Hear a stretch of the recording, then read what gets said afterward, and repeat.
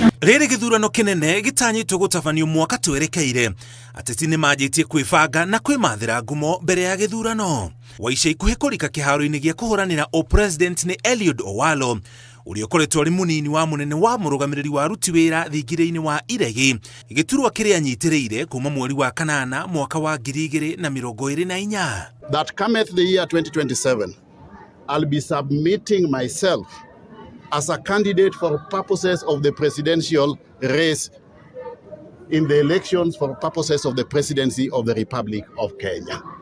Tiga atongoria mũng'ethanĩro nĩ ũmwe wa atongoria arĩa manĩrĩire itanya rĩa gũkahũranĩra gĩturwa gĩa president gatagatĩ ka mwaka wa 2022 na 2024. Nĩwe warĩ minista wa waranĩria na mĩtambo ya kĩrĩu.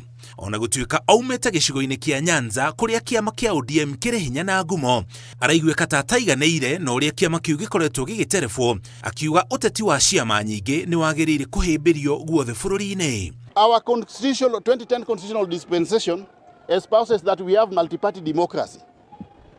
But that multi-party democracy is only good if we allow a multiplicity of political parties all over Kenya, Nyanza included.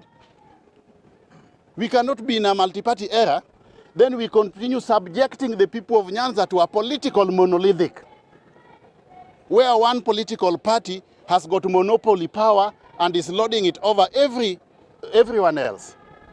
Ona kũhana oro ũguo, ndaumũkanĩtie igũrũ rĩa kĩama kĩrĩa karũgama nakĩo, akĩũria mũingĩ wa Nyanza ndũkahingwo maitho na kĩama kĩmwe. If you want to vote for a candidate on another political party, go ahead and vote for that candidate. If you want to vote for a candidate on a political party which Eliud Owalo will announce soon, you are free also to vote for a candidate on that new political party that Eliud Owalo is going to come up with. Augĩte ena ũgĩ wa kũigana wa gũtereba bũrũri, agĩtanywo gũkanang'ethanĩra na ũrĩa ũkoretwo arĩ mũnene wake President Ruto. Politically, I've worked for each and every politician worth his salt in this country. And I've done my bit. But come 2027, I want to change the paradigm. I will not continue working for political individuals, but I want to work for the Kenyan people, the Kenyan masses.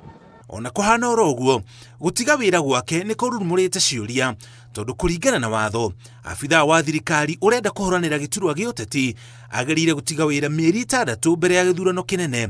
Owalo agĩtiga wĩra mwaka ũmwe na nuthu mbere ya gĩthurano kĩu. Ngĩribotera Inooro TV, njĩtagwo Mũriũki wa Mũchoki.